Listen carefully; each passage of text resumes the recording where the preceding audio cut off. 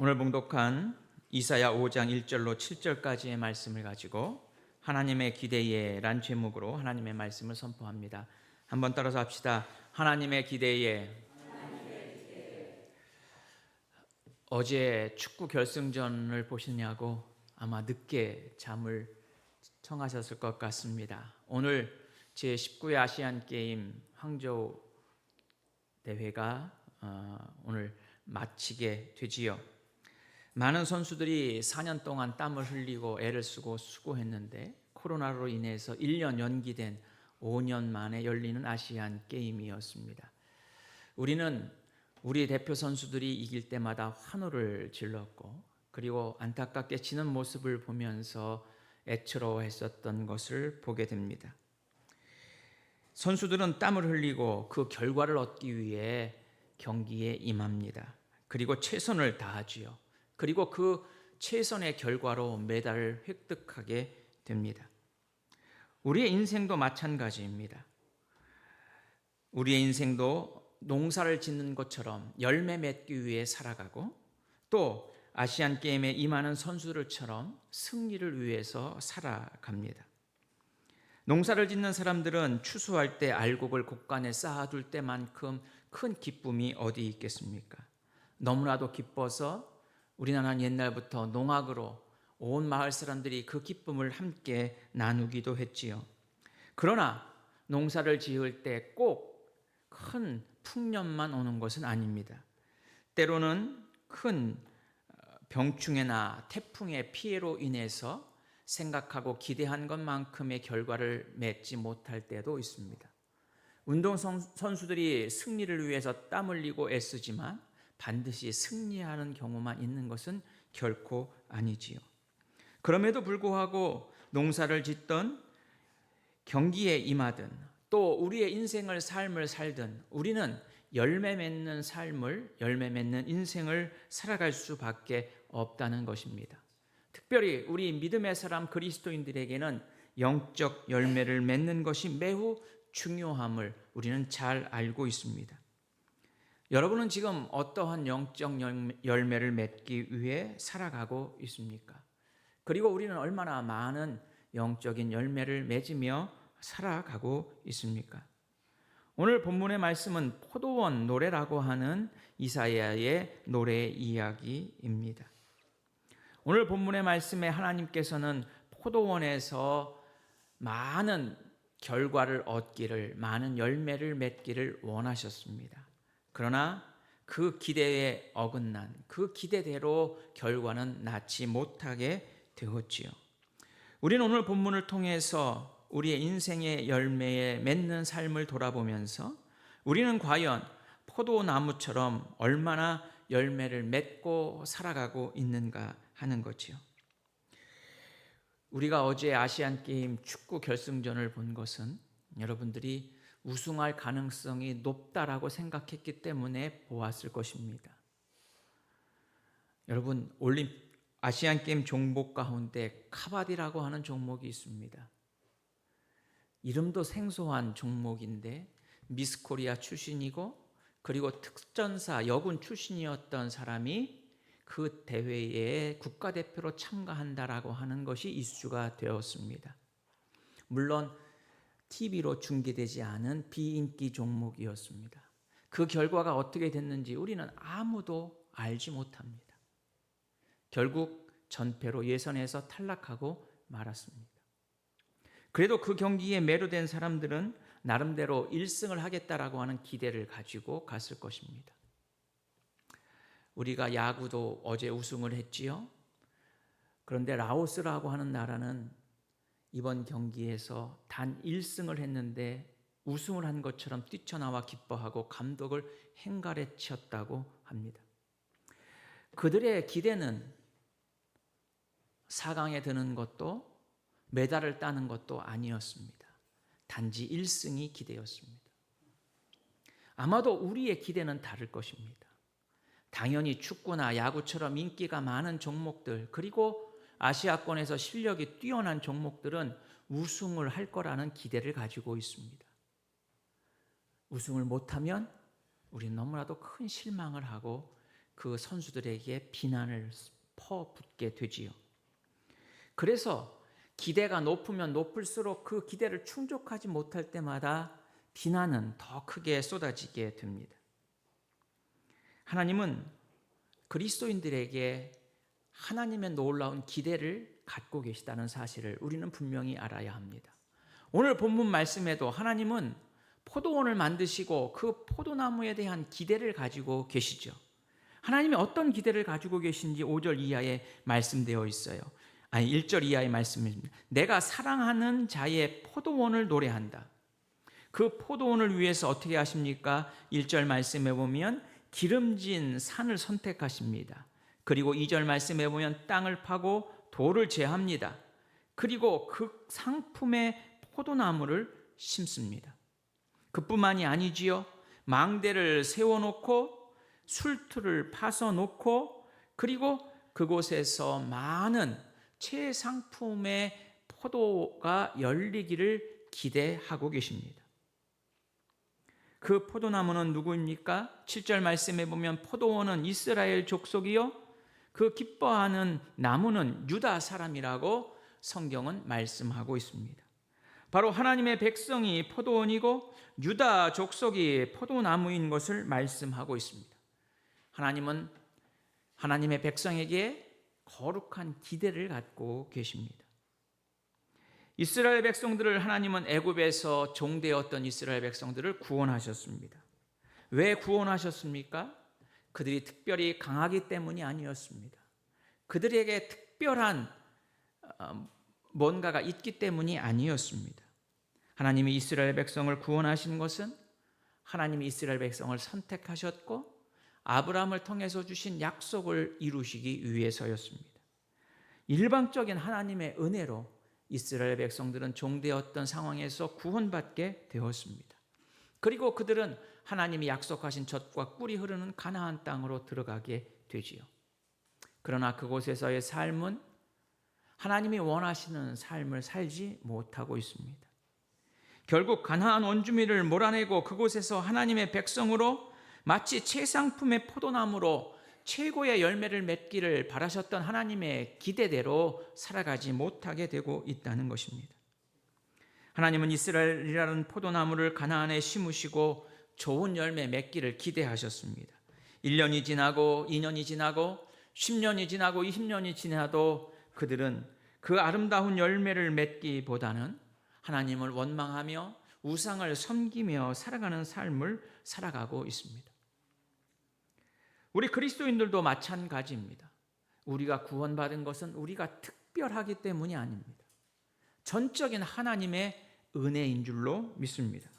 하나님께서는 우리를 하나님의 은혜로 구원해 주셨습니다. 그리고 참포도나무 대신 예수님의 젖붙임 바 되어서 우리는 하나님이 원하시는 정말 최상의 포도나무로 변화받게 된 것이지요.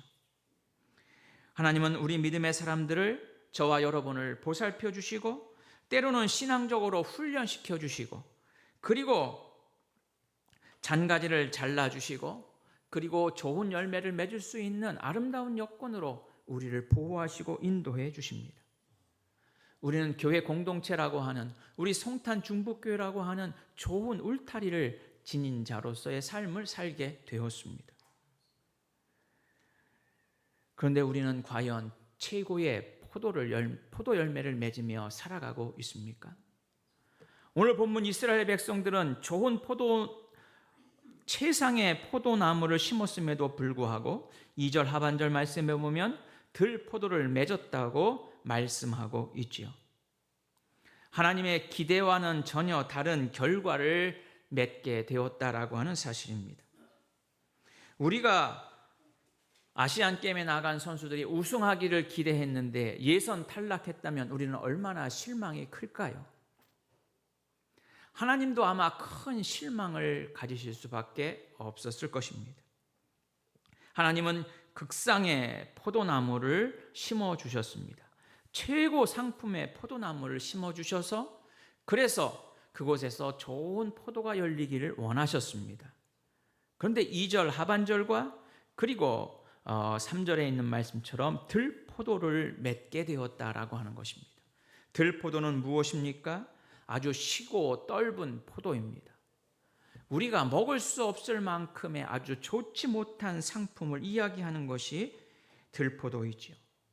전혀 예상하지 못한 결과를 맺게 되었습니다. 그것이 이스라엘 백성들의 모습이고 오늘 살아가는 우리 신앙인들의 모습인 것을 우리는 보게 되지요. 들포도는 어떤 모습인지 오늘 본문의 몇 가지로 이야기합니다. 첫 번째로 들포도는 심은 대로 나지 아니한 것입니다. 2절 말씀에 보면 2절 하반절에 보면 좋은 포도 맺기를 바랐더니 들포도를 맺었도다. 하나님은 최고의 극상품의 포도나무를 심으시고 원하신 것은 최고의 포도 맺기를, 좋은 포도 맺기를 원하셨던 것입니다. 그런데 들포도는 이 주인이 원했던 심은 대로 나지 않은 결과를 맺게 된 것이죠. 주인은 최고 좋은 포도나무를 얻기 위해 돌을 제거하고 그리고 울타리를 치고 그리고 좋은 여건을 만들어 놓았습니다.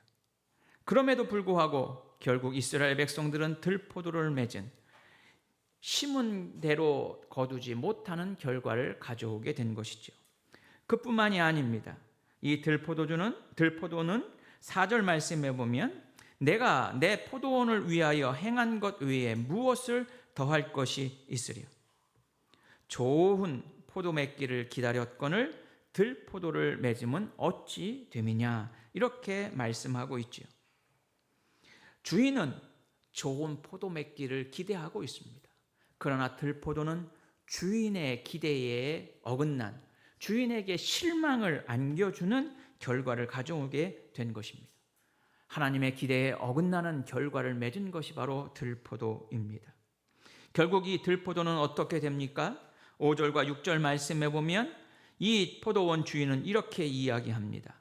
내가 그 울타리를 걷어 먹힘을 당하게 하고 그 담을 헐어 짓밟히게 할 것이다. 6절 말씀에 보면 내가 그것을 황폐하게 하리라고 말씀하고 있습니다.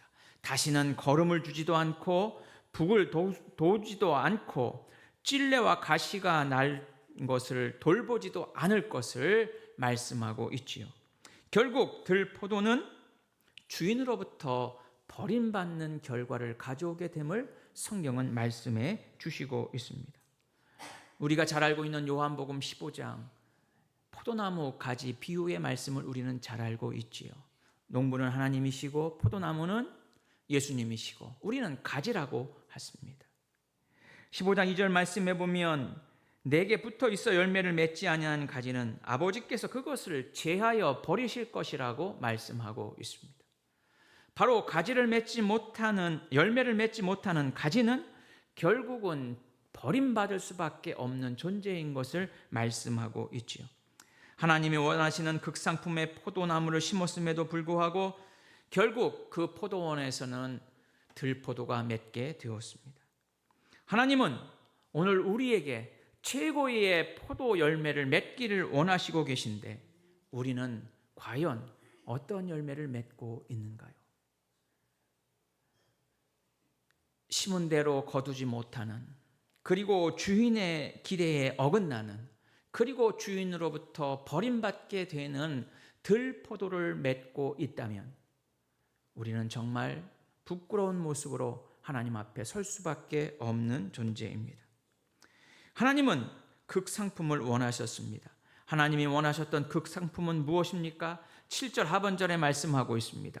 그들에게서 정의를 바라셨고 그리고 그들에게서 공의를 바라셨습니다. 하나님은 하나님의 백성 이스라엘을 통해서 정의와 공의를 바라셨습니다. 하나님은 오늘 우리 그리스도인을 통해서도 최고의 극상품인 하나님의 정의와 공의를 바라시고 계십니다. 그런데 이스라엘 백성들의 들포도는 어떻습니까? 7절 말씀에 보면 정의를 바라셨더니 도리어 포악이요 공의를 바랐더니 도리어 부르짖음이라. 그들은 정의와 공의의 열매를 맺어야 함에도 불구하고 하나님을 경외하지 못하고 정의로운 나와 정의가 강물처럼 흐르는 나라가 아니라 온전히 강자가 약자를 지배하고 폭력과 포악이 가득한, 그래서 울부짖을 수밖에 없는 나라를 만들었다고 하나님은 말씀하시지요. 오늘 우리의 삶은 어떻습니까? 불법이 판을 치고 정의가 강물같이 흐르지 못하는 삶으로 우리의 들포도를 하나님 앞에 드리는 어리석은 모습은 있지 않습니까? 8절 이하의 말씀에 보면, 우리가 읽진 않았지만 8절 이하의 말씀에 보면 화 있을진저, 끊임없이 화 있을진저 라고 하는 말씀이 6번 반복되고 있습니다. 결국 하나님 앞에 극상의 포도를 드리지 못하는 들포도와 같은 나무는 화 있을진저, 하나님의 심판이 있을 수밖에 없다는 것입니다. 이같이 들포도를 맞을 수밖에 없었던 이유는 무엇일까요? 우리 한 장 넘기면 24절 말씀에 이렇게 기록하고 있습니다. 24절 하반절 말씀에 보면, 그들이 만군의 여호와의 율법을 버리며 이스라엘의 거룩하신 이의 말씀을 멸시하였습니다. 하나님의 율법을 버렸기 때문이고 하나님의 말씀을 멸시했기 때문이라는 것입니다. 이스라엘 백성을 애굽에서 인도한 지도자 모세는 하나님이 약속하신 가나안 땅에 들어가지 못합니다. 가나안 땅에 들어가지 못한 모세는 이스라엘 백성들에게 하나님의 말씀대로 살 것을 강조하고 있습니다. 신명기 6장 5절 이하의 말씀에 보면, 너희는 마음을 다하고 뜻을 다하고 힘을 다하여 내 하나님 여호와를 사랑하라. 너는 말씀을 내 마음에 새기고 자녀들에게 부지런히 가르치라고 말씀하고 있습니다. 바로 하나님의 말씀대로 살아가는 것, 하나님의 말씀을 지켜 행하는 것, 그것이 바로 극상의 포도 열매를 맺는 신앙인의 삶의 모습인 것을 말씀해 주시고 있는 것이죠. 하나님을 사랑하는 것, 말씀을 지키는 것, 그것은 바로 우리 그리스도인들의 삶의 기본이고 하나님이 주시는 축복의 근원이 됨을 우리는 잘 알고 있습니다. 다윗은 시편 1편에 말합니다. 복 있는 사람은 여호와의 율법을 즐거워하며 그 율법을 주야로 묵상하는 자라고 말씀하고 있습니다. 사랑하는 성도 여러분, 우리는 얼마나 말씀에 순종하며 살아가고 있습니까? 우리는 하나님을 멸시하는 자들이 아니라, 하나님의 말씀을 멸시하는 자들이 아니라 온전히 하나님을 믿고 하나님의 말씀을 따라 살아가는 우리의 복된 믿음의 삶이 되어야 될 줄로 믿습니다. 누가복음 15장 말씀에 보면 탕자의 비유를 우린 잘 알고 있습니다. 둘째 아들은 아버지의 재산의 분깃을 받고는 먼 이국 땅으로 가게 됩니다. 아버지의 품을 떠나는 것, 그것이 자유롭고 매우 재미있고 그리고 성공하는 삶처럼 생각되어졌습니다. 그러나 그에게 달려붙은 사람들은 돈 때문이었고, 돈이 고갈되자 그는 완전히 종만도 못한 신세로 전락되고 말았지요. 하나님을 떠난 인간의 실존의 모습이 바로 이 탕자와 같은 모습인 것을 우리는 보게 됩니다. 우리는 하나님을 떠나는 것이 가장 행복하고, 하나님을 떠나 살아가는 것이 내게 자유롭고, 하나님을 떠나 살아가는 것이 내게 좋은 일인 것처럼 생각하지만, 그러나 정작 하나님을 떠난 인생은 결국 들포도를 맺을 수밖에 없는 인생인 것을 분명히 말씀해 주시고 있는 것이죠. 그러므로 우리는 최극상의 포도 열매를 맺기 위해서 해야 할 것은 바로 하나님께로 돌아오는 일입니다. 우리의 삶의 기본이, 우리의 삶의 모든 것이 하나님이심을 분명히 믿고 하나님께로 돌아오는 것, 그것이 바로 우리가 최고의 포도 열매를 맺는 믿음의 삶을 살아가는 길임을 분명히 알아야 한다라고 하는 사실입니다. 그러기에 우리는 주의를 성수하는 자가 되어야 합니다. 세상은 하나님 없이 행복하게 살아갈 수 있다고 말합니다. 세상의 과학과 문명이 그렇게 할 수 있다고 이야기합니다. 세상의 경제와 세상의 정치와 논리가 그렇게 행복하게 하나님 없이도 살아갈 수 있다고 이야기하고 있습니다. 하나님 없이 살아가는 인생은 결국 들포도를 맺는 인생일 수밖에 없습니다. 들포도를 맺는 인생은 하나님의 기대에 부응하는 인생이 아니라 하나님의 기대에 반하는 인생일 수밖에 없습니다. 그러므로 하나님께로 돌아가고, 그리고 하나님의 말씀을 지켜 행하는 삶을 살아감을 통해서 우리는 하나님의 기대에 부응하는 우리의 복된 믿음의 삶이 되어야 될 줄로 믿습니다. 열매를 맺기 위해서 할 것은 바로 예수 그리스도 안에 거하는 것입니다. 요한복음 15장의 말씀은 가지가 나무에 붙어 있으면 열매를 맺게 됩니다. 하나님은 오늘 우리에게 말씀하십니다. 열매를 많이 맺기를 명령하시는 것이 아니라 가지에 붙어 있으라고 말씀하십니다. 우리는 하나님을 떠난 인생이 아니라 예수 그리스도 안에 사는 인생으로, 그리고 하나님의 말씀을 지켜 행하는 인생으로 하나님이 극상품의 포도 열매를 맺기를 기대하시는 그 기대에 부응하며 아름다운 열매로 하나님 앞에 드리는 여러분들의 복된 믿음의 삶이 될 수 있기를 주의 이름으로 축원해 드립니다.